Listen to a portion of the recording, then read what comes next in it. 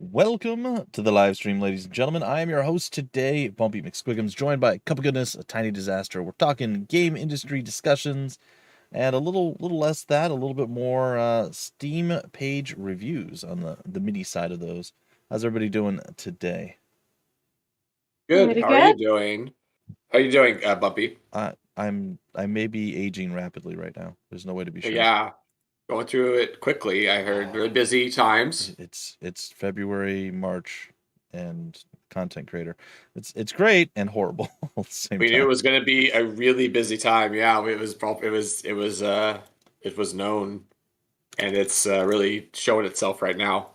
Indubitably. I think just a random technical thing. I think we're still showing Fission Superstar X as our thing right now on Twitch. Updated that, but I will fix that as well. Thank you. Yep, no problem. Game industry, programming. What is it? Game development. There it is. Software and game development. I knew I'd find it eventually. So, Tiny Disaster, All right, today's a special day. Do you want to tell us a little bit about what we're going over today? So today we're going to be doing some mini Steam store page reviews, which is something we did last year and loved.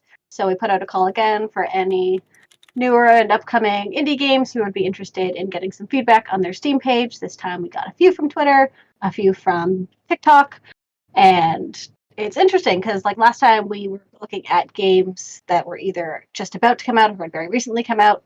These ones, there's one or two that have come out in the last few months, and then some that are further out. So there's less of the game to judge based on. So we're going to have to get a little more. How would you optimize this when you don't necessarily have a trailer yet or anything like that? So it's going to be a lot of fun. We're going to do about 10 minutes per game. I'm going to try to keep an eye on the timer and adjust for any tangents as best I can, but we're kind of winging it and just doing kind of off the cuff first impressions, anything that jumps out at us. This could be better. This is confusing. This is awesome. So that's where we're at. Yeah, I think calling time. Hey, Froxus, how's it going? I think calling time around like 9, or like a 1 minute maybe is good, and then I'll try to signal you on Discord if I can't jump in. Even if you, and then of course interrupt if you need to. That's totally understandable given our time constraints. We're trying to do this in about an hour or so, and we have 6 games, so we got to get rolling. Indeed. Indubitably. I am trying to. I'm going to open up Steam so I can get the links. Well, I mean, whatever. I'll just wait for the links, I guess. We're going to post them, I believe, in the Ream Stream chat or both. You guys Twitch and YouTube. The chat. I can do the actual thing. So we'll start off the very first one here. It is. I cannot see my own screen, so that's going to be a problem. 1 sec. It's up there, whatever it is. It's Hackshot. Hackshot is the first game up. We're hot at Shock. Yeah, Shot. You can always just search them. Yep, they're there. With a free demo also showing up there. Nice. And ta-da! We are on the screen. The thing is available before you. So we're not looking at trailers. We're just going to be kind of glancing over. I mean, we can kind of look individually, but not like a group. Going to be watching the trailers. We're not watching. Just kind of have it going in the back and seeing what's going on. So. Okay. Does someone want to start by just kind of reading the short description up top, and we'll kind of just take some impressions in as we're introducing it. All right. So Hackshot is a puzzle game with a mix of physics, logic, and crafting. Analyze the environment and craft your solution and hack the system. Immerse yourself into open-ended puzzles where you breach security, destroy viruses, and battle black hats. So off the bat, I like the concept. Yeah, it seems to be like a really tight, clean page for the most part. I'm not seeing like, anything out of place or, any bloat. And I really like that. If you're AAA, you can get away with some bloated store pages and, you're going to get a lot of sales and stuff like that if you're Cyberpunk and stuff. But if you're an unknown indie or you're just starting to get, coming up, one of your advantages is doing things better than some of your competition. And that's like making your store page as clean as possible. And I feel like this is a pretty good example of that just at the first blush or first impression of just looking at it and such. I don't necessarily make a huge connection with the game right away. But just like from like the marketing perspective, looking at the page, I'm like, okay, I'm getting what I need for the prerequisites of a best practices kind of store page. So why specifically is it called Hackshot? I do see like there's little lines of code. And I suppose this is like a fun version of how to hack. Like obviously this isn't how you would hack, but it looks like you I have think that's more parts of the it. story part of the game than necessarily the gameplay. Yeah, because It does look like if you look at if the you go arrow, down, the arrow itself that you use to go and shoot, that looks like some sort of, you have a lot of hashtags and stuff in there as far as part of coding. So and interesting. then if you look at the gifts at the bottom of the about this game, if you bring that down, you'll see that there's some trajectory shots. What going on in like the bottom two particular, well, the third one's taking a weird like aim as well. So I'm starting to pull it together a little bit more as I'm looking through this, and so let's not nitpick, but let's get into some of the nitty gritty. One thing that jumped out for me in the short description, and then a little bit seeing it again and about the game, is just a need to diversify sentence structure. In the short description, there are 3 different sentences that are 3-point examples. So a mix of physics, logic, crafting, analyze the environment, craft your solution. Like it just, there's 3 examples 3 times, and it just my brain stalls a little bit. Yeah, that's a good point. It's trying to give you a lot of information in a short, with brevity. I've had this issue with Arcen, as you might imagine, Bumpy, in terms of the marketing copy, because we usually have so many things we want to talk about, but you really have to pick and choose and highlight as best you can, so that you keep the audience sort of enraptured, so to speak. And that's a good point. Tiny Disaster is that we have here just the same choice, kind of sentence structure wise, 3 times in a row is probably not optimal. We're missing something here. Instead, we're going all in on one of maybe multiple things we should be trying to get here. Right? We do need a list. We do like that, like that one sentence out of the 3. But what's the? I feel like this is a bunch of anchors. Where's the hook? Like, where's the hook that's sort of the unique part of the game, or telling us why we should play the game, or something that stands out and makes your game its own kind of thing. I'm not saying we're missing that entirely, but by doing the sentence structure the way Tiny Disaster pointed out, it's lacking a little bit to wrap us in. And to your point, I wasn't really listening to the short description after a while. I was just sort of scanning the page. So that's a good point. I wasn't like pulled in by it, so to speak. So I'm not saying it's, and this is not saying it's terrible or anything like that, but that it could be improved to hook people in, that initial impression in. I think RD Interactive overall is on the right track here. They just need to refine a little bit, and they certainly could do that in the short description. I feel like oh, go ahead. Just off the top of my head, the easiest place would be that second example of changing it to something that tells the stakes of like hack the system in order to prevent this or save this or whatever you're looking to do. So make it just like one statement, and then if you don't want to mix it up too much. Yeah, I always like leading with the statement, and then after that, putting the info in. Kind of don't info dump first unless you think that's the hook, I guess. But I that's feel rare like for a lot of games. One of their I don't say mistakes, but something I would have done differently is they have a lot of actual interesting things that diversify and explain a lot more what they're going to do, which you're supposed to have down near the bottom after like all their gifts, which aren't really separated, which could be. But like it says, feel like a hacker with optional command console and scripts. That would make more sense as to why the game's called what it is, and maybe should be included in either the brief description at the top under the capsule art, or even just more information that they could have put in, or different information at the top or right under where it says about this game. Also, obviously, we all are big proponents of, they have gameplay, story, accessibility, and game settings as their 3 like different chunks of their bullet points at the bottom.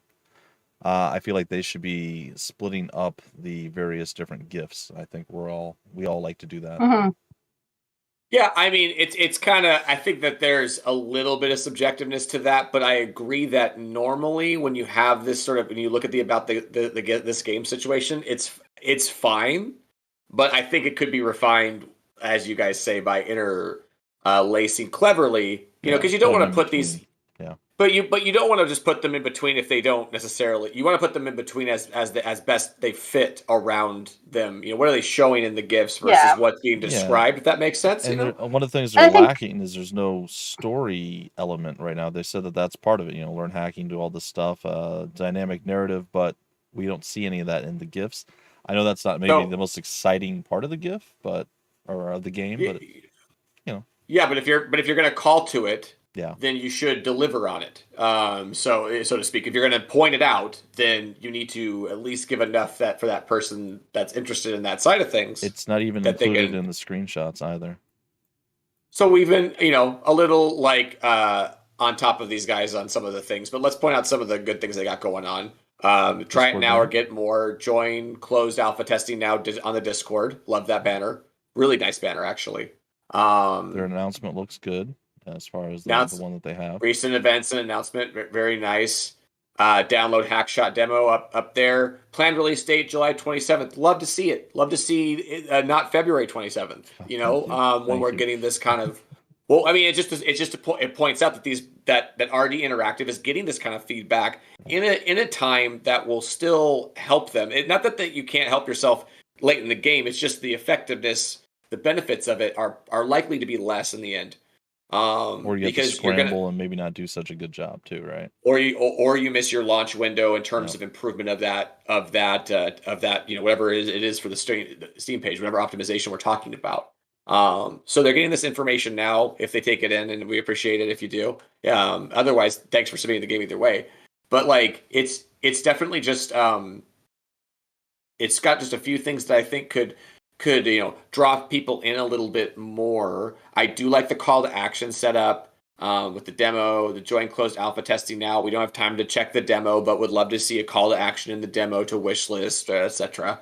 Follow on social media or follow on Steam. All those things important metrics to try to grab in the pre-release phase. And so you got 4 or 5 months here to work with. And it seems like to me like a really what I would say not more than a nice start. It just needs a few tweaks here and there, and it's going to be in a good. It's going to be in good shape. And keep trying to expose, the things you're talking about in your descriptions. Try to expose those in the images and the longer descriptions that you have as well. Thing that I like that they did to cap it all off is at the top you have your normal wish list. Add the game to the wish list. Then they have it, of course, on the planned release date. That's all built into Steam. But after you go through and you look at all the gifts they have and the description about the game, gameplay, story, all that stuff, there's even a reminder that they included at the very bottom. Hackshot wish list. Add to the wish list. Games available at such and such date, and so on and so forth. I actually like that as a final thought, because a lot of people are like, oh, that's cool, and then maybe they move on to the next thing and just forget the wish list. This is kind of at the bottom, and it's like, hey, you can still do this, and it's clickable. Before you go. I think that's clever, actually. It's a good point, and it's something that you don't see a lot of times, and maybe people didn't realize you could do that. I didn't. So I think this might be one of the first times I've seen it. I've seen it in a few other places, but I don't think at the very bottom of a thing. That's smart. I like that. Well, I mean, if you have multiple call to actions on a screen, on a store page where you're going to have to scroll down, that makes a lot of sense. You know what I mean? That makes a lot of sense, because you're going to have people interacting on different parts of the page. And as Bumpy points out, they might forget if they get to the bottom, it's not, and if there's not an offer there, they might forget, they might move on, they might do something that just prevents them to scroll back up and hit that wish list button. That's friction. Like we just discovered, right? Just what we're talking about. That's friction. Like a player has to, or a user has to scroll back up to your wish list versus not. You've greased the runway that much further by doing that. So it's a smart move and a good thing to point out at the end there. Any other thoughts before we move on? I think we're good. Yep. All right. Next up, we have That Flippin' Mountain. Now, I've heard of this a fair few times, not actually played it and haven't looked too much into it. It's just one of those things. Like, if I ever get really, really bored, and it's nothing against the game, I will look at this because it's something I've heard of before. It's funny psychological horror. Okay, a physics-driven parkour game inspired by Getting Over It and Jump King. Flip, cool. Ski, and dive yourself up a massive mountain of stuff. Fall down, rage, get up, shake it off, parkour on. It has been released as of February 9th. Release date November 17th, 2021. Out now, just flip mode. Just flip mode. So this is like a game that's been out since late last year. Yeah, and I was looking at the recent announcement. They had an update come out pretty recently, it looks like. So that's cool. So it's a post-launch game it's a game that's in post-launch, getting post-launch release support. Or post-release support. I don't need to say post-launch release. That's too much. But this I'm going over some of the store page right now. So one thing that jumps out right away is I like their tutorial. Getting Over It is a reference to a game by Bennett Foddy. Yep. And Jump King is another one that's similar to that. It was another Twitch.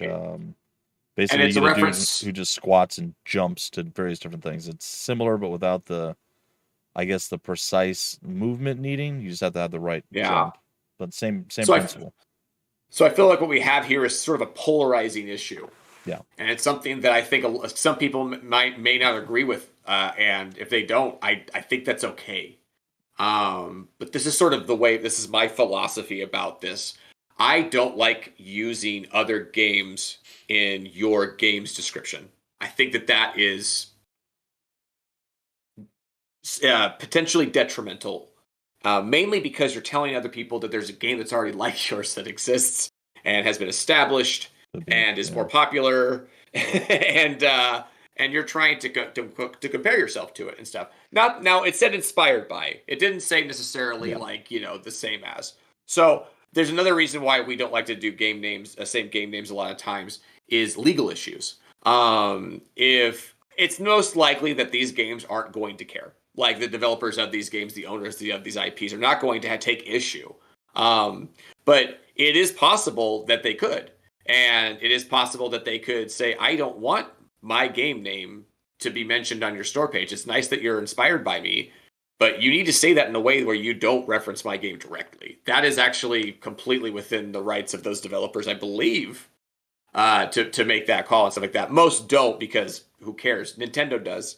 Other people, other people that have bigger corporations will do that. You can't say a physics-driven parkour game inspired by Mario. It's probably not going to work out for you after a while. Like at some point, it's going to get called out, or like someone's going to find their way to that. One thing that I think is kind of skirting the system a little bit on that front that works well is referencing something that's not a game that people can connect to. Thinking like a movie or a book or a series or art or a philosophy or some sort of style, artistic, kind of like age, era, etc. Those kind of things.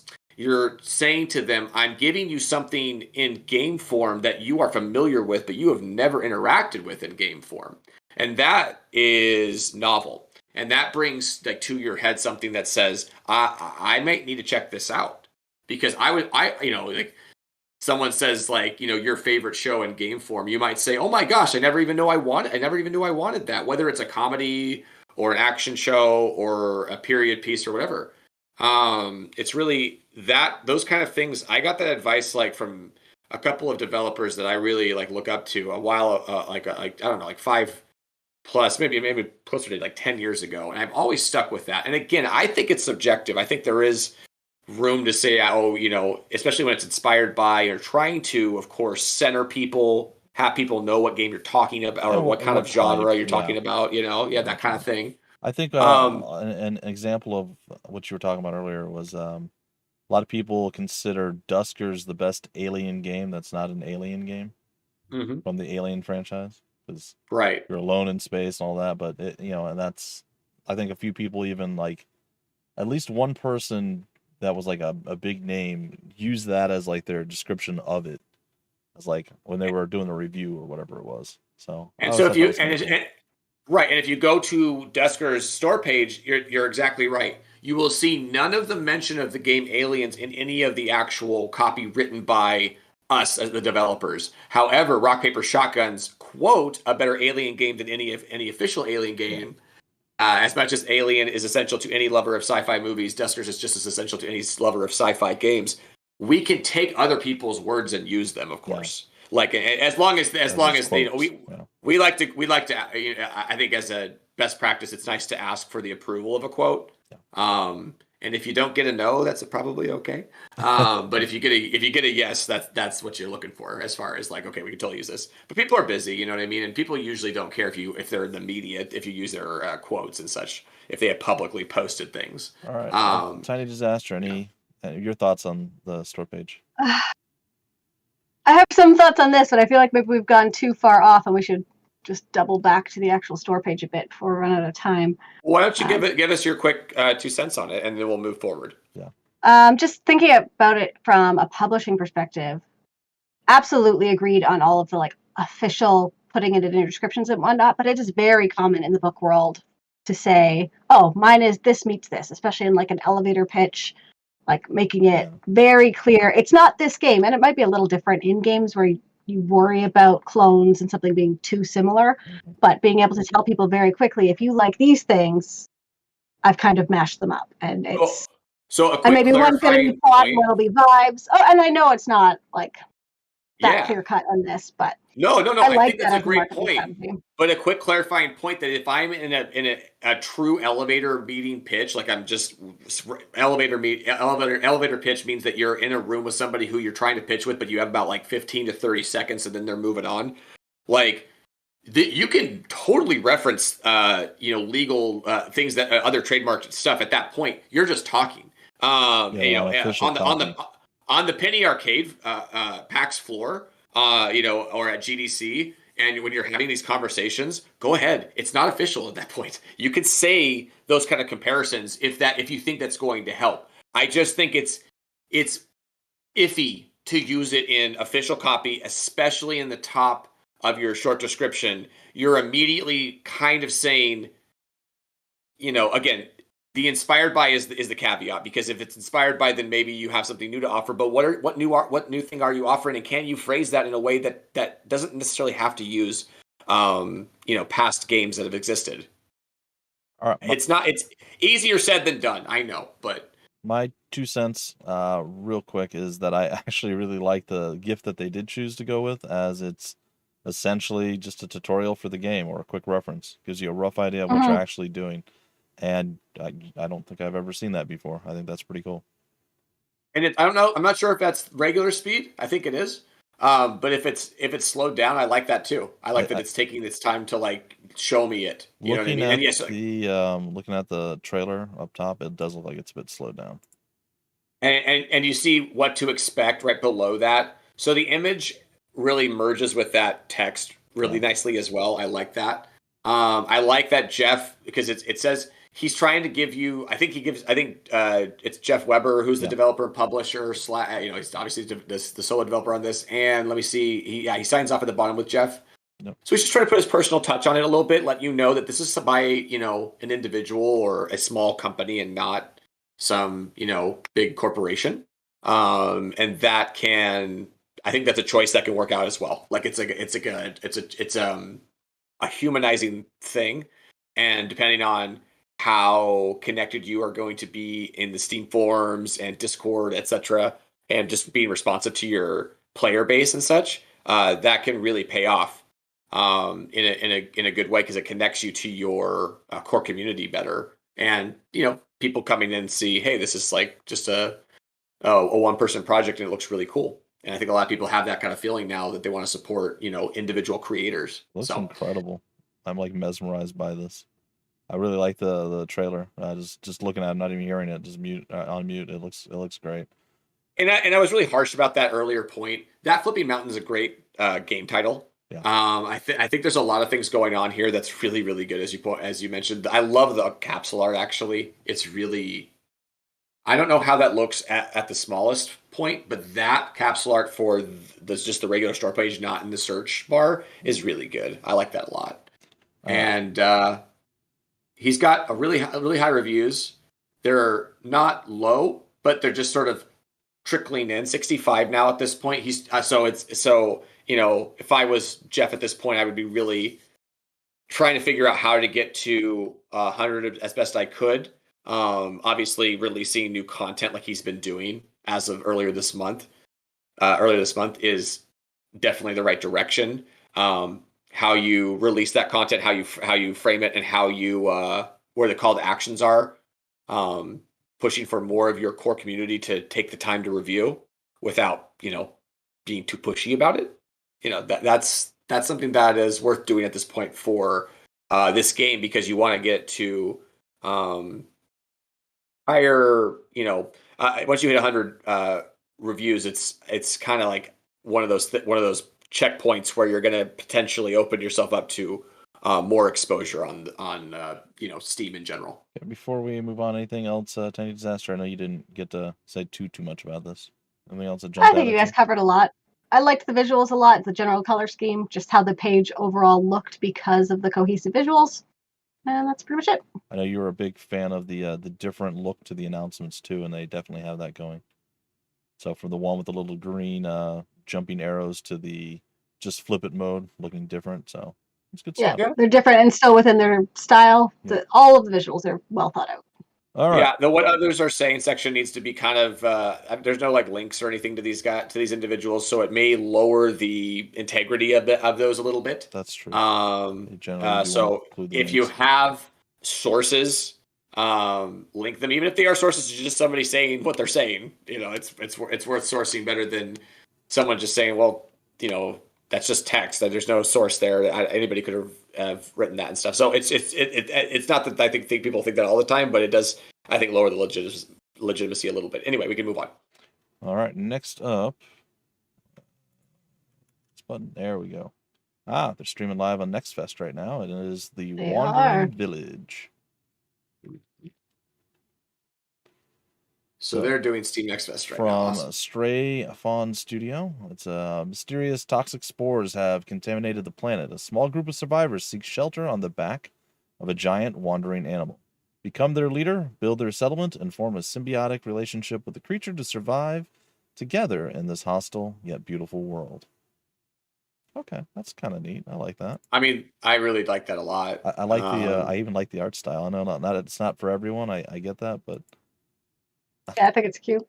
It's the right. So it's the right time, I think, to have it's a popular time for farming sims, life sims, colony sims. A lot of those, thinking of just like Stardew Valley and other games like that, like really blossoming right now, or kind of giving new content to a genre that has built itself out over the last several years specifically, or really carved itself a corner of the market. So right off the bat, you're going, okay, these people, whether they know it or not, but they probably do, are going into a competitive market, but one that they know has a lot of, potential for success, because there's a lot of people that love playing these games. Like Stardew Valley just sells like trillions of copies. It's insane. They have their entire franchise banner there right above the demo, which is nice. They don't have an exact release date, and I think maybe you can clarify this, Cup. When you have a specific release date, it then allows you to have the wishlist now button included, like in the last, well, not the last one, but the first game we looked at. Maybe. I don't know if that's true or not. I know the big difference here is that if you can't put a specific release date, you're not going to show up at exactly where you want to on some of the lists. Yeah. It's going to, slot you into a general section behind all of the specific dates, right? So if you were, say, May 2022, you're going to show up probably at the end of that May list of all the dates that have, all the games that have dates more specific in May, with the exception of being, if you're popular enough, they might slot you higher. I've seen that before. But if you're not getting enough exposure to begin with, you need to decide when you're going to commit to a release date, because that will benefit you. but it's not something you need to do like, too early on in the process. It's just something you want to do as like, a checkpoint, a marker where you say this is where we're going to make a bigger push your planned release for date, wish lists and stuff. then be ready to move the marker is what we always suggest. Maybe an updated demo or something else to pair with that release date kind of coming out. So yeah. So just kind of the usual suspects. We like the different announcement graphics. That's great. They got a Discord banner. They have this sort of animated GIF to wish list and follow, which is nice. I don't know that. Maybe I would put that at the bottom of the about this game. I mean, I don't dislike it. I think it's fine, but it's also not a thing you can click on. So yeah, they're being a little instructive, but unfortunately, because the image is, of course, not interactive, it can be maybe it's like they're teaching, but they're also potentially confusing. Yeah, like try to click and like, okay, I did it. Yeah. And they might be missing out, but it's tough to say. There are obviously like many different things you can try to do, right, for this call to action of add to your wish list and stuff. But I think that I would prefer what we saw on that first store page, which was, you get one down the list a little bit, just like you have up top with the add to your wish list, but it's a little bit different, like wish list now with the where eventually that will turn into a purchase button. Once it goes live. What I would like to see if they're going to continue with this one is maybe, like I said, move this to the bottom and then say, scroll back to the top, like make sure that they realize that they can't click. I mean, people aren't necessarily stupid, but you're like, oh, cool. And you just go, you don't think about it. You just click on it. And then all of a sudden you're like, you do it right in time with what they're doing. And you don't even think that you didn't, it could happen. But like maybe scroll back to the top, or don't forget to scroll up and wish list and follow or something like that. I don't know how they would word it exactly, but I'd like to see that at the very end, like kind of, again, like a reminder. Or as we stated earlier on this page. I have something, but Time Disaster, get in here if you have anything. I like this one. All right, continue. I can't see what Bumpy's showing, so we're good. For me, I think the biggest thing I'd really like to see is something more specific right at the top of about this game. Like we're doing the add to wish list, then Discord. I still don't really know what kind of game this is. Like I'd like that the Wandering Village is a base builder, colony, sim, etc. Like however the actual description is, because it's not super specific in the short description. Like it's more setting the world building and a general sense of you're building a settlement on this creature and have to establish the relationship. But I want like I am this kind of player. It is this kind of game. I'm going to like it right up top. Yeah, and especially like the description still, the first one is still a little world buildy. Well, ideally, that first one, it's not exactly, but it's again almost a copy of the one under the capsule. So. Yeah, that's always I don't like that. I have a pet peeve about having your short description used in the long description. Say it's not exactly the same, but it's really close. Yeah. And like it expands on the short description, but not the parts that I was hoping. Right. So the point here is maybe you don't need this short description up here. You need something that's a little more snappier that actually sells the game a little bit, like more directly, because this Discord stuff to join our Discord. Typically, like I would like that to be in the above the about this game section, below the recent events and announcements, but only if I've sold you on the game in the initial, page impression at the top, which is, stream potentially, trailer potentially, screenshots, capsule art, and short description. These are the things that you have to try to at this juncture. You should have people convinced that they want to, at least look further into your game, if not purchase it or wishlist it or whatever. So, because by the time they scroll down to about this game section, they're not going to be here anymore if they're not interested in that. A lot of people aren't. And then you have these things that are in my way to learn more about the game. And I have to go kind of an extra bit down past this kind of wishlist tutorial, follow tutorial, in GIF form, and the join our Discord. So it does feel like it's a little misstep. Like it's not that it's the intentions is wrong, because it's not. It's the right intention. But I'm not sure the formatting is hitting exactly right. And try to move these things where they're supposed to be, and then sell us a little bit more up top. Yeah. And then you can get into the meat down low. I agree. Like it's not that any of these things are bad. It just may be misplaced, right? That's kind of our ways to thoughts. better optimize. That's all. Yeah, well, but it's also a challenge for them to step up and write a better short description that like isn't the same as their first paragraph of the long description. Your short description should not be the first paragraph of your long description. Say it. I mean, well, if you're at home and that kind of thing, it's not going to be as compelling if it is. Most likely, almost certainly. You're like, I just read that, and you're like, oh, I get to learn that he's on Boo, I guess, and there was a couple of other things. So, like, I don't mind having more of the story, but you're missing the trick of the marketing angle of it if you're doing that, is what I mean as well. Like the short description should be a marketing tool. You know what I mean? Like it shouldn't be the first paragraph of the long description. That's not the same thing. It's going to be different. Like the wording may be, punched up a little bit. I know you don't want to be fake or, untrue to what your game is or what your development style is, your descriptions, your marketing copy, all that kind of stuff. But you should try to be, capturing people as much as possible without, going over the top or, again, being untrue to what the game is, etc. But again, it can be punched up in the short description, and it should be. And to be fair, I don't know what else they could add technically. Like I've already kind of glanced over it and read every word here, but the various different little things that they spread out throughout the about area. And I mean, it's kind of what they say. Like what they say in the short description is kind of the points that they make. So it's, you build your village, you're trying to live with this creature, you explore the place, and you got some technologies, and you're trying to survive. That's really about it. We talk about features as benefits. Like how does this benefit me? Like what does this do for me as a consumer, as a potential player of this game? Like am I drawn to that if I'm not interested in this genre from the start? That kind of stuff. You don't have to cater to these people, by the way. Like you don't have to cater to people who are not just immediately going to see these things, these individual things, and go, these are the checklist points as someone who's into farming sims that I need to see to make me interested in it and go further in and stuff like that. I'm just saying that if you have something that you feel like you could punch up and loop people in, it's all in the marketing copy. And again, you don't want to be fake or kitsch or whatever. Another thing I really saw real quick that I want to mention is that as an early access game, I was a little bit worried because these kind of games can struggle in early access, especially if they don't have enough content or they haven't found their gameplay loop, that really fun gameplay loop yet. It seems that these guys are really established. Like this is their third title or third time they're going to launch a game on Steam Early Access. So that adds trust to that situation.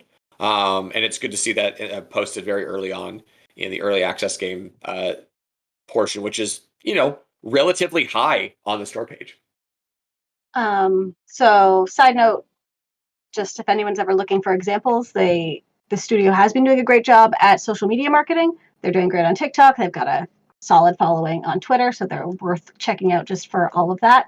And then to an earlier point, just as someone who definitely is interested in farming sims, something that might be worth digging into in the features is more about that symbiotic relationship with the creature, since it is kind of the title feature of the game. And I want to know more about how I can establish. I can't imagine there's a lot of people who are into this genre and drawn to this who just want to be a parasite and hurt the thing that they're wandering around on. But I do want to know more about how that gameplay works. Yeah. And I think that, as you point out, that could be the unique selling point that's not being focused on here enough. But again, it's just one perspective. I'm not just trying to say this is the way it has to be or anything. It's just from my perspective, who's someone who's pretty much on the outside looking in when I play these kind of games. So, I don't not like them. I just don't play them regularly. So that's just as a caveat to where I'm coming from when I say what I said. So I would hate seeing like I do enjoy the bullet lists, bullet point lists to have all the stuff in there. I don't think it should ever be the only thing there, but I do enjoy seeing that. So I don't know that I would have gone with so many short little blurbs about various different things. I don't dislike it. It's like it's something just it isn't what I like to see. Like it's not pleasing to me specifically. At least. Totally subjective, but in most cases, but I definitely agree that, if you're going to do this, why not have like a quick bullet sum up at some point, whether at the end or earlier on, that allows people that want to digest this information rapidly to do so. While you're participating in Next Fest and people are just kind of rapidly looking through Am I interested or? Yeah, I think that's a really smart thing that we just invented right now. Like, no, maybe not, but like the idea of just whether your descriptions and your features list are more of this like sort of marketing copy performance art, which like it seems like it kind of is here. It looks really good. It's really well put together and such with all the different images and stuff. It is sort of a work of art. However, why not cater to other people as well, like that aren't going to spend the time to read all of that, and give them an opportunity to take in what the game is about as well, with like again a very brevity focused bullet point list of why should we play the game. I think that makes total sense. I make it make sense basically on every store page ever. Like I think that would make a lot of sense. It's almost like something that you would see on like a press kit or something regularly. And it's not just the features list, but it's actually summing up really quickly, what you as the player get from playing this game. Not like it's like a prize or anything like that, but like what you're getting out of it. Like what's like what why do we want players to invest in these games? And I get what you're saying as well, A Tiny Disaster. Even looking through the screenshots and the trailers, it's cool. You're this big giant thing you're on, but that's that's all is you're on this thing. Literally nothing else you know about it. And yeah, as how does that impact gameplay? That's something that's super interesting. It makes this unique, and it doesn't seem to be the focal point. And I think maybe that should be.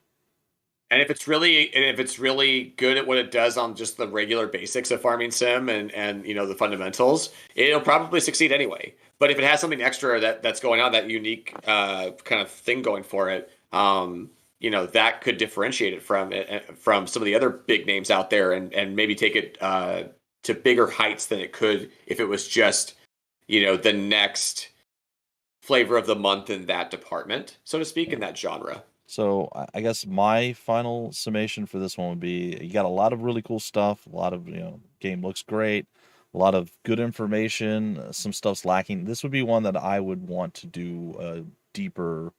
Like I feel like Indie Brothers in general. This one, instead of just at a glance, here's some things you could tweak. This one would have to be something that we would really sit down and have to work on. That's my sense anyway. Yeah, and how and really to focus on. I mean, not to be.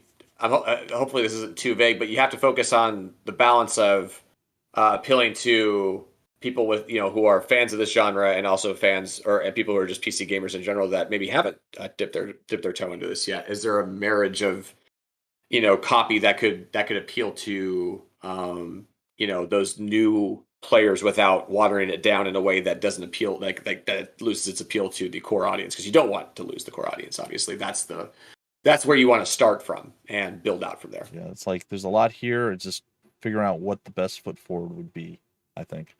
So you were ready to move on? Any other thoughts on this one? I am. No, we're good. Okay. Cool. Moving on to the next one. Laser Ball. Laser Ball, all one word or no, 2 words. And well, it's 1 word apparently, according to this. Laser Ball. Am I on the wrong thing? Give me a link. Someone. Am I on the wrong thing? I don't think so. I have 1 laser ball coming up, but it was laser ball space. Oh, different game. Oh, laser, not laser. Yes, laser with a Z. I say she had all the links in A Tiny Disaster, all the links in the Discord, so I figured you're just grabbing them from there. All right, so it's an up to 8-player brawler. Whack an electric dodgeball and try to hit it into your opponent's jump, dodge, counter, and slam your way to victory. Play in teams or solo. Become the Laser Ball champion.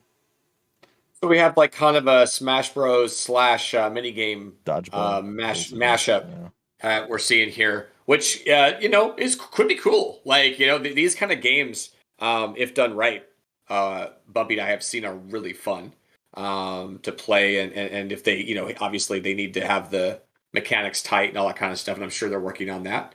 They have a publisher, which is obviously like pretty, generally a good sign that they have something going there. And then they have a game that you'd want a publisher for. It does seem like you'd want it. It's going to have shared split screen PvP, shared split screen co-op, remote play together. So it doesn't look like it's going to have online. If I understand that correctly, as in like it's not going to have native online PvP or co-op. Is that what I'm getting, or are you guys getting that's what it different there? looks like?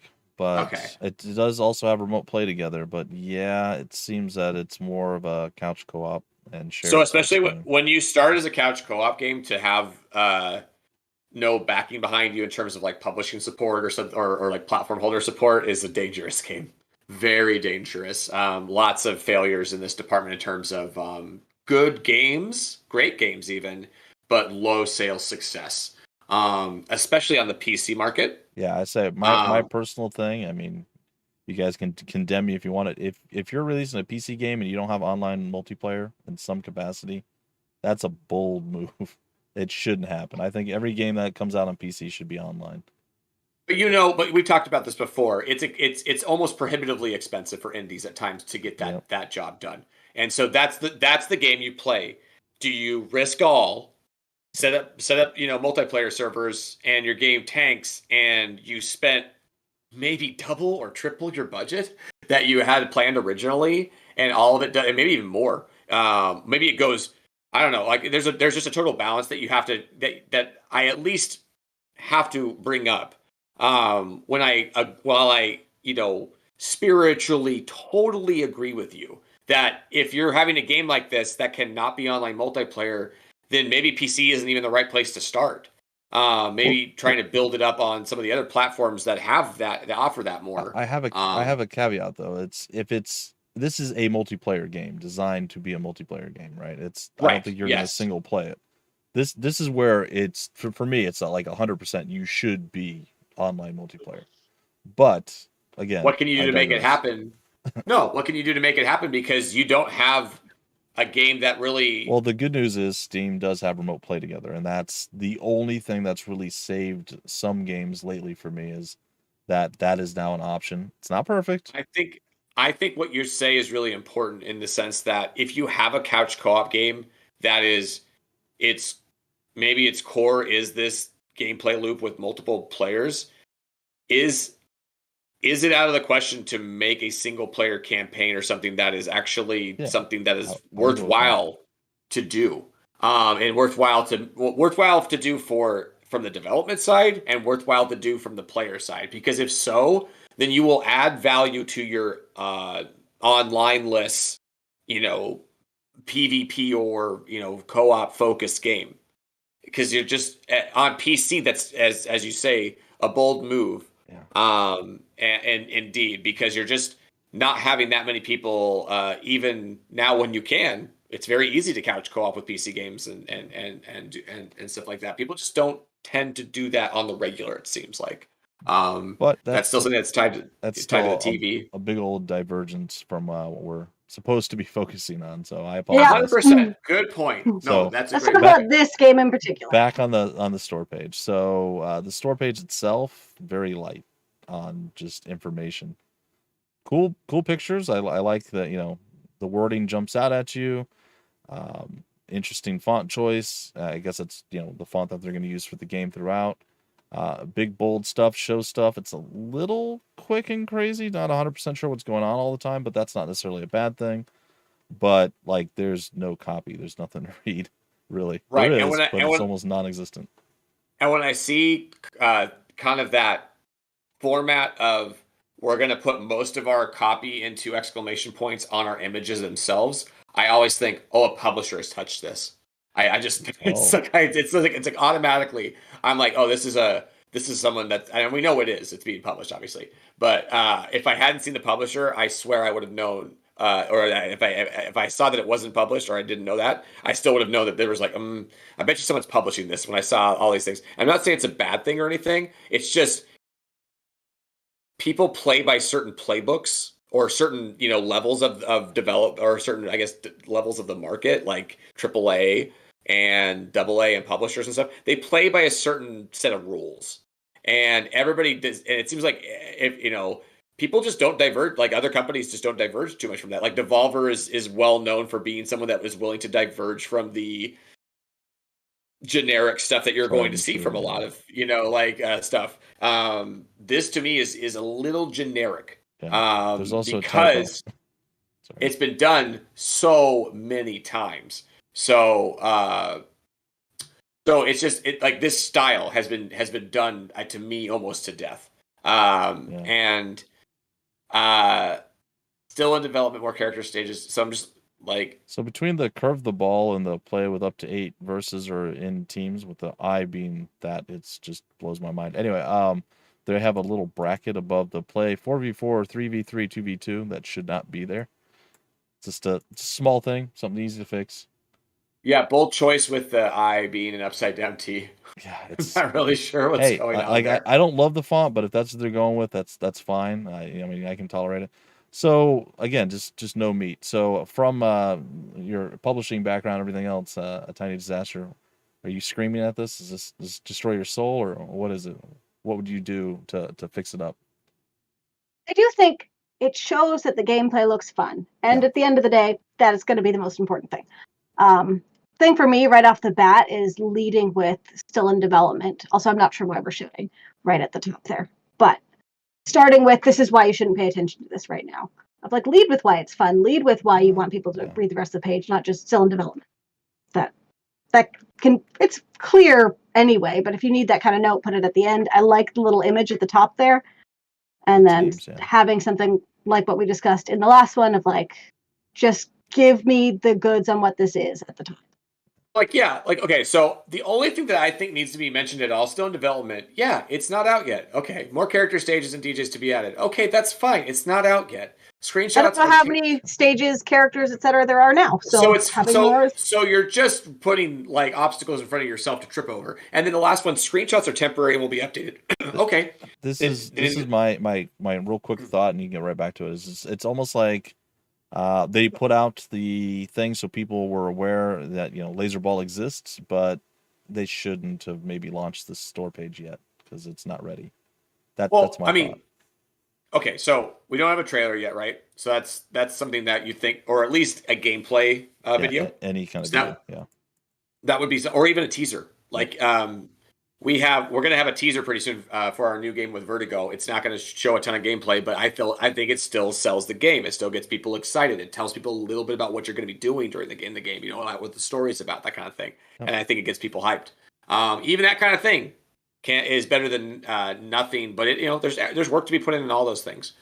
But the thing that I was going to wrap up with, screenshots are temporary and will be updated. Then go ahead and add that into the screenshots. Let me know that the screenshots are in development or alpha or a separate thing.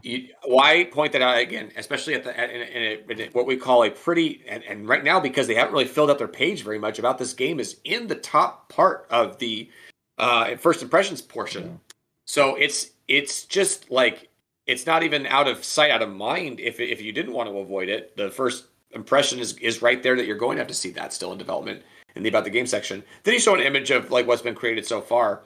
I almost would like say flip that around and then honestly take away pretty much everything from that still in development thing and stuff like that. You can sell me that as a feature as opposed to pointing out like why that's a bad thing. Like be like and more characters and stages and DJs to still to come, but here are some of the ones where if you're going to get into that deep dive, but that's probably like a Steam post or announcement post as opposed to in your raw description. And we're just missing other things. Like we're not seeing a whole lot of call to actions beyond the wish list. So we do have some socials in the bottom right, but they're not. We have no banners like and stuff. And I'm not just like here to be like, where are your banners? Where are your banners? Steam stuff. You know what I mean? Like it's just like. If you don't have Discord, you don't have that kind of things. So you don't those kind of call to actions. Steam page. I know, but what I mean is that I'm not here to just say like you need banners. This will make your Steam page 100% better because I that happens sometimes. We get into that kind of discussion. But you want to see it a little more filled out, a little more incentive to more information. More information about the game and more incentive for me to want to learn more about it and then kind of invest further by following it, wishlisting it, etc. Because this is something that maybe you and I and the rest of the group would like to play at some point that we stream with. These kind of games we're always looking for because we have weird numbers oftentimes between like 3 and 6 people. So we're always looking for games that kind of offer somewhere in between up to 8 player brawlers, what it says. So this would immediately be on our radar in a lot of cases. If we felt like it had a chance to be good, and then I do, and it looks really to me like solid. But we just know that from, unfortunately, stills and then a couple of moving images, which is nice. To not that does make up for not having the trailer to some extent or the teaser. But then, can we have one of them at the top of the About This Game section then? Because then you can actually have a moving visual in the first impression. You know what I mean? Like it's like it almost absolves you of not having a trailer, because especially if you don't have anything in between, and the About This Game section is going to be at the top anyway. I would think an image like a moving image or a GIF would be much better than that image of the characters. The characters could be lower. I like the characters. They're not bad or anything like that. I just wouldn't lead with them. So my final thing on this, and then we'll see if Tiny Disaster has anything else, is you have big milestones when you do things on Steam. One of them is when you launch your Steam page. Another one's when you go into early access. Another one's when you fully release. Those are your three most visible windows. You could add in changing your release, updating your release date from vague to specific is also one of those, I think, in there. So as well. A general idea, and then so there's 4, I guess. Steam Next Fest 5, I don't know. You know what I mean? Like things like that, yeah. Maybe. But regardless, there's 4 big ones or 3 big ones that Steam itself is like, hey, we'll give you extra visibility. We'll kind of bend over backwards essentially to give you the, let you put your best foot forward. So making sure that your Steam page is ready to go when you are launching it for the very first time is critically important. A lot of people, a lot of developers I've heard, and a lot of just people in general are like, got to get your Steam page out immediately as fast as you can conceivably possibly do it. And then people can start building wish lists and everything else. And yeah, getting wish lists is important and all that is good, but you don't want to go before you're ready. And that's it's cautionary tale. That's totally balanced. Totally balanced. And we don't know where this particular game is in development. Like, it's great general advice, but if the developers end up watching this, like, it's not to say you shouldn't have done it. We don't know anything about where you are. And based on the, gifts that you have, you may be ready to do some sort of video footage, because it really does look great, which is why I'm not sure why we're highlighting that screenshots are temporary, because that's the highlight of what you're showing us. And I think it looks good, so. Yeah, those are great points. If you can get gameplay footage up in like the trailer form, to be honest, Gen 42 Games as a publisher is kind of letting the developer down in that regard if they don't understand that that's an important piece of the puzzle here. Let's get some video footage up there, and again, if it's just people playing and having fun, that's fine. It doesn't have to be anything like overly produced or trailerific or anything like that. Just get something going so that people can get an impression of the game in motion at the top. But yeah, it looks really good. I just think when you have planned release and development, you can still make some improvements between now and and your next milestone, as Bumpy was saying. There's milestones to this, so even if you missed a beat or didn't get it quite right the first time around, which who knows? Maybe this game's gotten a ton of wish lists. Maybe it had a bunch of following before it even came to Steam, and it makes sense to get it on Steam as quickly as possible because they have such a huge following elsewhere, etc. And it's just so early on in the process. Maybe that's the case. As you point out, A Tiny Disaster, we don't know all the details, and so there's no way we can know for sure if this was a move that worked out for them or not. To me, it for most, we're talking about like in general, it's a questionable thing to not have like a video up there when you first put up your store page, and that's what we're kind of pointing to right now. Any other thoughts? On to the next. All right. 10,000 coins, the Golden Merchant. Way late thought. Get some more stuff up. Get a recent post up. Get some banners up. It's just more. It just needed more. This is called 10,000 coins, the Golden Merchant. Got it. A bold merchant fox girl gets into big debt trouble against the mighty Basilisk Company. She soon finds herself in the midst of chaos and must trade, earn coins, and make tough decisions in order to pay back a colossal 10,000 gold coins. So I like games that like challenge and like have adversity right away. So this pulls me in immediately. It's like, a debt. You know what I mean? Like that makes me interested. I don't know why I'm like that, but those kind of games really like that are like, this is going to be a setback and you're going to have to fix the situation. I kind of like games like that. So right off the bat, the text, as someone who's into maybe not that genre, but that style or vibe, I guess, so to speak, that caught me in that way. I love the art. I love the art style. I like the art style. The whole page looks pretty good from what I see at first blush. Thoughts? One thing I might consider on the short description, just right off the bat, is leading with earn coins, make tough decisions. Okay, you'd have to restructure a little bit, but like lead with how you'll do, like get out of this debt. Like, what is the gameplay that chart like is going to be relevant to this story? Because you have a lot of story here, so you want to make sure the game doesn't get lost in it. And I would lead with action. Like, this is what you're going to be doing. This is how you're going to pay back a colossal debt. That's a great point. I was totally enamored and missed the fundamentals of, hey, the good stuff's at the bottom here, and it really should be led with. When you're talking to people who are considering tens, if not hundreds, if not thousands of competitors and games to choose from, you're trying to give them the information as quickly as possible in terms of what they're doing, as opposed to just the story or what's going to be going on around them. I don't know. To be not to be contrarian specifically just for the sake of it, but it does a quick one sentence explaining, here's the situation, here's how you solve it. It's very concise. It works very well for me. It's a bold merchant fox girl, big trouble with this company, and then boom, chaos, must trade, do all these things, immediately tells you how to solve the problem.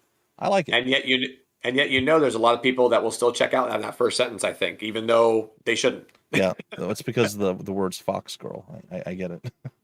No, that's a funny joke, but I'm serious. I think like some people, if you give them just the story at first and they're gameplay focused, you might lose them. Like thinking of it as focus on the player or your potential player by saying these are the actions you have to take. You're making it about them right off the bat instead of the fox girl who is them in the game. But just take it from trade, earn coins, make tough decisions in order to pay back a colossal 10,000 gold coins, and then you would switch it to a bold merchant fox girl. What? Tiny Disaster pointed out, it needs to be reworked. Like, it can't just be, you cannot just swap the sentences around and have it stay the same and stuff. It's like earn coins and make tough decisions as a bold merchant fox girl from there.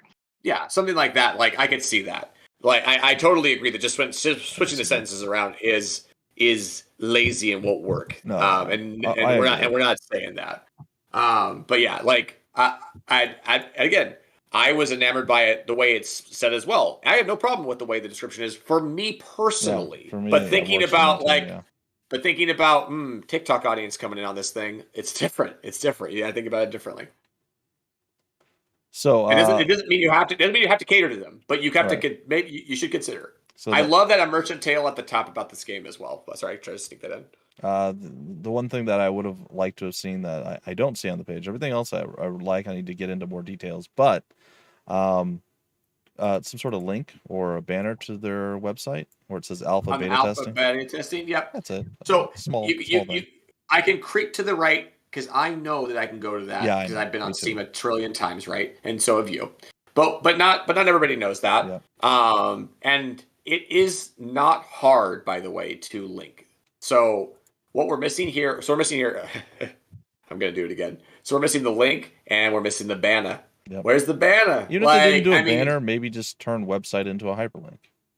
Yeah, at the very least. But honestly, that doesn't stand out as much as alpha beta testing with a nice banner. Maybe all of that information is spelled out on the banner itself. It's hyperlinked. It takes you to where you want to go. That to me is going to stand out a little bit more between the recent events section and about the game section, which, by the way, whether it's a detriment or not, I went to a Merchant's Tales, like the image at the above or below the about this game section, and missed the alpha beta testing entirely. I had to glance back up. I'm like, what's that? Oh, I'm like, yeah, because you're right. It draws the eye, right?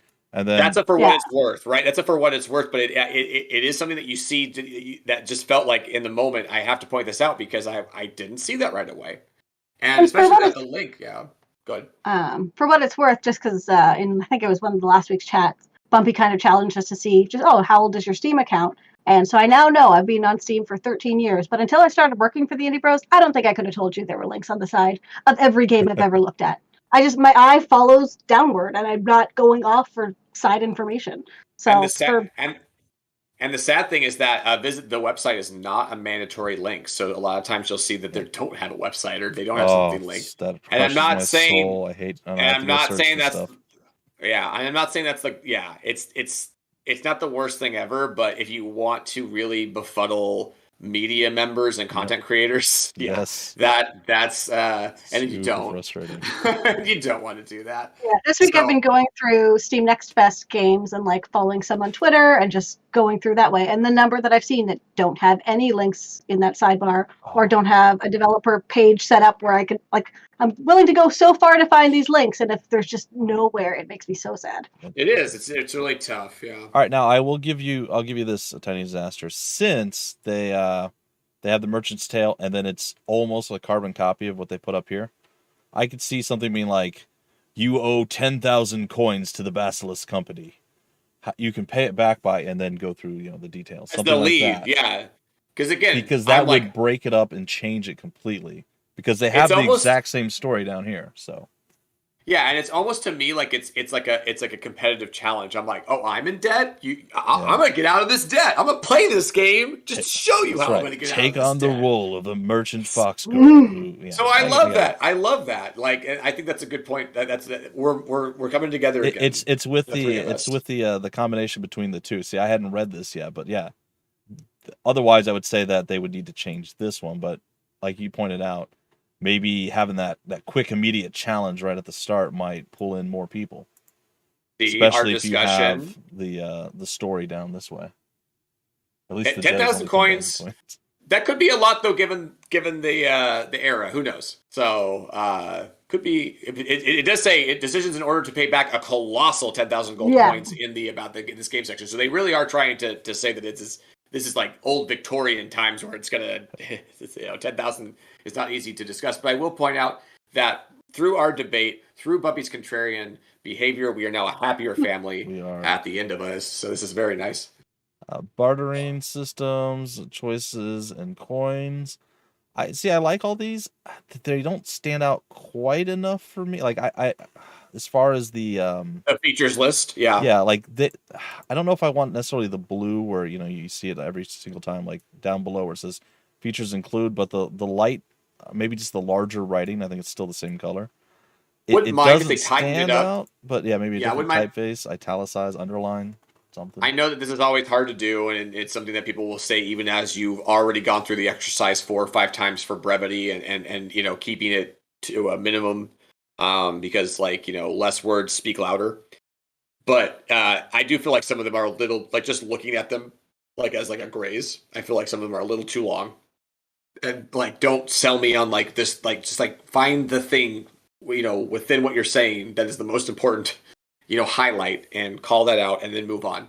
Because everybody, like we just mentioned earlier in the stream, I don't know if everybody likes this, but a lot of people like it snappy nowadays. Well, for me, again, with this is all fine for me. Like, I don't mind having a bit more context, but they have what we asked for, and that's that bullet point at the bottom where it has all that information. So I don't mind it being more wordy or overly wordy if you want to go that route. Like, I really like the store page. I think they've done a fantastic job with this. I have very little to critique on it. Yeah, and just to clarify, I don't think that the features list and that snappy little bullet point thing is the same thing that we're talking about, right? They're two different things. Because one is like, I'm explaining something in a matter of maybe 3 points, like elevator pitching my game to you in store page form. I think is something that I would like to see more of, where it's like, here's the A, B, and C of why you should want to play my game. That's it. I'm out. Like that kind of stuff. Features list is gonna, can be that, but it's usually gonna be a little bit more going on. Froxus says true, but Shipbreaker has you repaying trillions of credits with interest in company stores. So Froxus, with 10,000 gold coins, it's up to the developer to make that pace feel the same. You know what I mean? If that feels good to you, that ongoing kind of situation and stuff, and maybe when you get through your 10,000 coins and you repay it. Maybe you build your empire after that. Who knows? I'm not sure what's going on with the game. So I think you're right. The 10,000 gold coins might be like, oh, how long is it going to be? But there might be a pace thing with it that's really nice to it. So it depends. And of course, there might be completely different, probably 2 different games as well. So I like the speed of. Yeah, I was gonna say it doesn't need to feel exactly the same. I feel like Shipbreaker probably has a very different vibe. The horse going really fast is hilarious to me. I love that GIF. Traveling, very happy. Like that's just. I think I might wish this game. I'll say that I'm gonna actually. I think I might wish this game on camera. Done. So yeah, Okay, we're done. any final thoughts on what we're looking at here? Any other critiques or changes that you'd like to see? I feel like we fawned over this more than we picked on it. And I feel like we picked on a lot of more than we fawned over them. We So I'm trying. still had some points though, at least. The Yeah, banner. I hope we've offered something Really. valuable. And for any, like last time we did this, we had a lot of the developers in the comments, and I know Les could make it this time around. So if anyone has any questions, you can shoot me a message. However, I contacted you the first time. Yeah, I hope they check out the VOD. And if they do, just wanted to say we really appreciate you going through the exercise and with us and giving us a chance to do this. We really appreciate it. And it's these games that we looked at today all look like they have, solid potential, if not great potential. So that's awesome. It's awesome to see. We have one. We do still have one more. Mortal Right. All right, I'll see you guys later. Sweet, he's gone. All right, now let's get into all the stuff he said. Ignore it completely. No, I'm kidding. Right. All right, so it looks like they're in Next Fest as well, as is like 90% of Mortal Steam, it feels like. There we go. At times, you're like, wow, everyone's there. If your game's coming out soon, and you don't do a Steam Next Fest, you're just kind of missing a chance to rack up some pre-release stuff, which you should be doing. Oh yeah, this game's got some Souls-like looking kind of thing, huh? Maybe it's just it's an action RPG or Assassin's Creed, maybe a little bit. Yeah, okay. I'm looking at the stream right now. Single player, up to 5-player co-op. Nice. So let's read this. Mortal Right is a third-person action RPG that aims to breathe new life into the roguelite and dungeon crawler genres. In Mortal Right, you must face the blood spirits trials as you ascend to the tower in order to gain access into the guild. Single player or up to 5-player co-op. So, I mostly like that short description in general. They're trying to tell you why you should care right off the bat. Breathe new life into the roguelike and dungeon crawler genres. That kind of has me there's a little dissonance for me on that, because I don't think of these kind of 3D action games as roguelites as much, or dungeon crawlers, but I know that of course they can exist in that framework. Just as a guy who spends a lot of time on the indie side of things, I just think of roguelites and dungeon crawlers as more like 2D or top-down kind of affairs. So that's interesting. It doesn't necessarily throw me off of it, but it's just something that I wanted to point out. Well, if it called it as an actual roguelike, I would. Well, you could still do that in 3D, but I would agree. But with roguelite, it just means it has some elements. So maybe there's randomly generated levels or different enemies or something along those lines. I think when I think of roguelite nowadays, I think of I'm going to be delving into little areas, but I don't have to do this incessantly like in a roguelike. I can, it's like even you could even describe like Rainbow Six Extraction as a roguelite because of what you're doing, right? You're going in, you're doing missions, you're coming out, you're leveling up. It's like that reminds me of generated, yeah. It reminds me of rogueliting a lot, because it's like I'm not having to stay. Some like roguelike is like you're stuck in the dungeon no matter what. Yeah. Whereas roguelite means I get to step away and I get to kind of upgrade and think about how I'm going to do what I'm going to do next and pick my shots and stuff. But again, that's just like pointing out what roguelite has evolved to for a single person. So we don't have to talk about that anymore. Yep. Yeah, it can definitely mean a few different things. Very curious to see how the multiplayer works.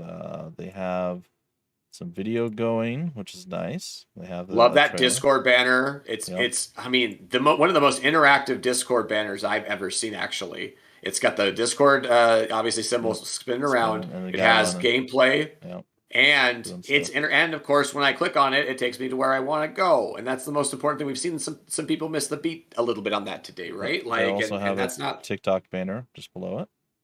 Yep.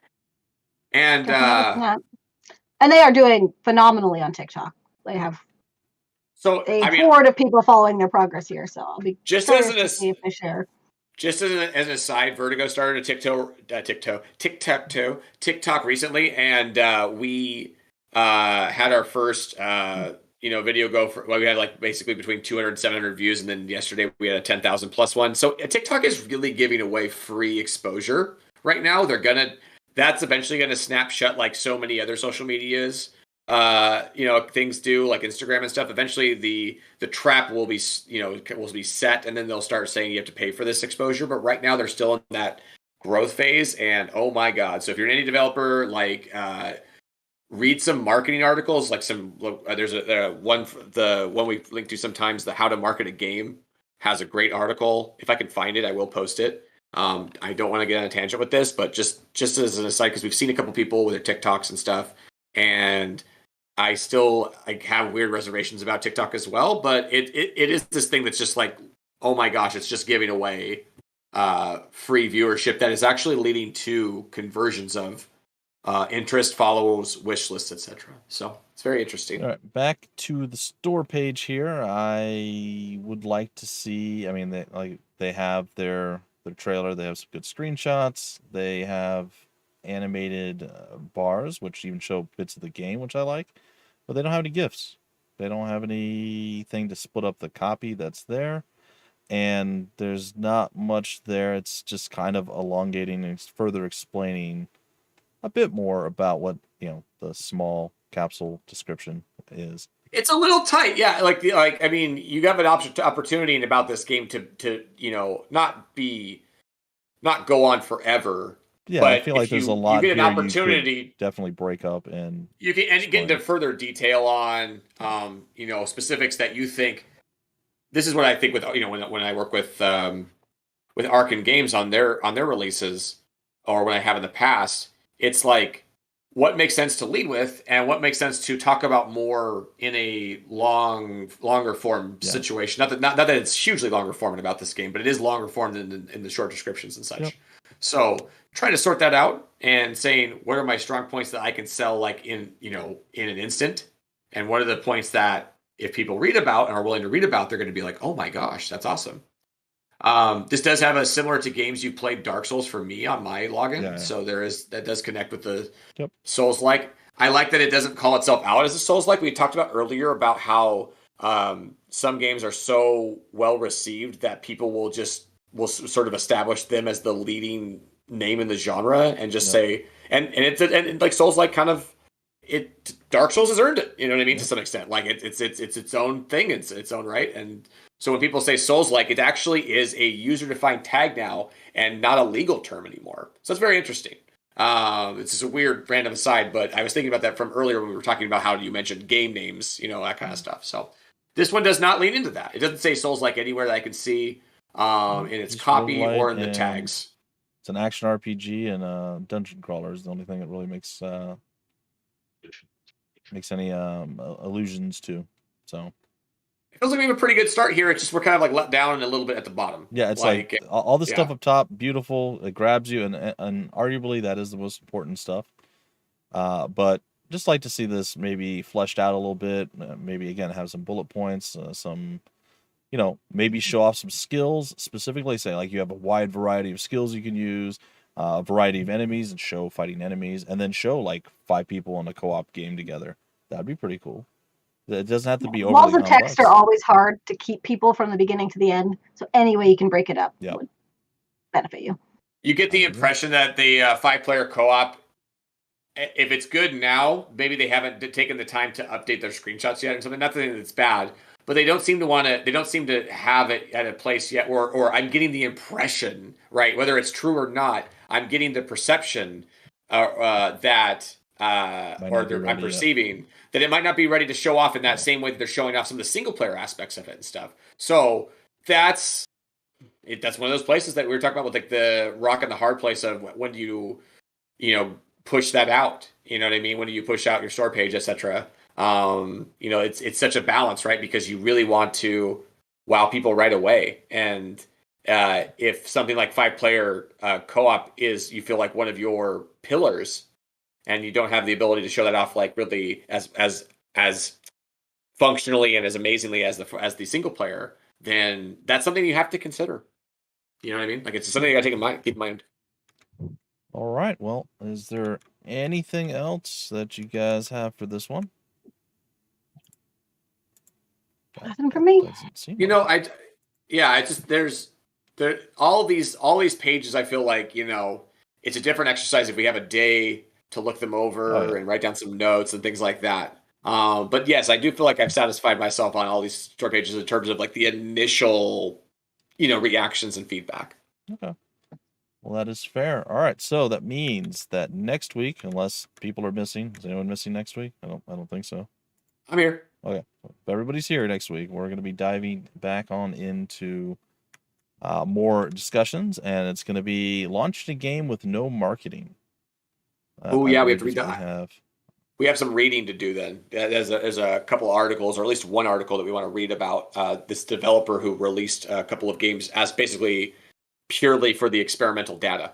It's like, hey, here it is. Well, let's see what happens, right? Yeah. What's the comparison and contrast of what happens when you market your game versus you're not marketing your game, and what that's it's just kind of good to know, right? It's good to know what you're going to get if you don't do anything and what you can add to it.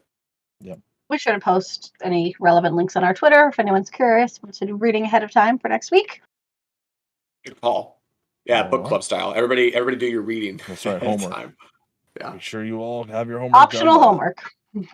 Yeah. All right. Well, I think that's pretty much a wrap. Hopefully everybody enjoyed their time. Again, I know it might seem we're harsh about certain things here and there or nitpicking small details, but again, the more feedback you can get and not coming from a place of like, oh, I don't know who this person is, they're garbage, die, how like most people seem to be in the world. We're trying to actually provide some feedback that should hopefully help you in the long run. So, and the developers, go ahead, TD. I was just say this is a service Indie Bros offers at a much more in-depth scale. So trying to go very quickly, it is obviously a very different experience. But if you're curious at any stage, that is something that we do where more of our team will go in and like actually rework phrasing and all of that. This is kind of rapid fire, just trying to be helpful. So hopefully it was.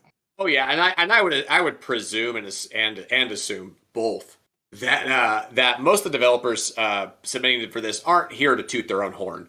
They're trying to get some information and feedback on their store page that helps them sort of consider at least tweaks, changes, improvements to their store page. I would hope that the developers are doing that. I'm guessing that they are, because that's the kind of developers that we usually have interacted with in the past, is people that are pretty egoless about this and are willing to put their store page on showcase and in front of the under the microscope for us. So I really, again, I just want to thank all the developers that have participated in our first two kind of store page reviews and our trailer one as well. I'm sure we're going to do a trailer one probably next in the future, in the next couple of months, and then go back to the store page reviews at some point as well. So, because it's just a fun exercise to do, and it gives us new things, new games to look at, and in the end, some new games to wish list as well. I would agree. All right. Any final thoughts, or are we done for today? We're good. All right. Well, then I will see you guys next week at 12 p.m. Eastern for our Indie Spotlight, and then again for our discussion at 3 p.m. Eastern. Did you want to shout out who you're streaming on Steam Next Fest or anything like that? Are you doing anything for that, Bumpy? The Creature Lab. Well, it's just Creature Lab. That's the one that I'll be streaming, and it won't be till Friday if it all gets approved. Otherwise, cool. It's just Saturday. So because you done that, you have been streaming during Steam Next Fest, I believe. Yep, it was the last 2 days. So 4 streams. And Creature Lab, it's fun. It's fun. You guys check it out. Bumpy even said he had some interaction on the Steam store stream chat. So that's happening a little bit more in Next Fest apparently than normal. So that's something to note as well, is that you'll have a little more interactions probably during Next Fest. Yeah, it was a surprise. Most likely. They stayed for like a full hour just chatting up what was going on. And then that's when the demo ended, and then they went on, of course. That's definitely a half episode at some point, or maybe like a segment talking about, our experiences, and specifically your experiences with Steam Next Fest and streaming and things of that sort. But yeah, and their time. All right. Well, we'll see you guys next week. Take care. Bye.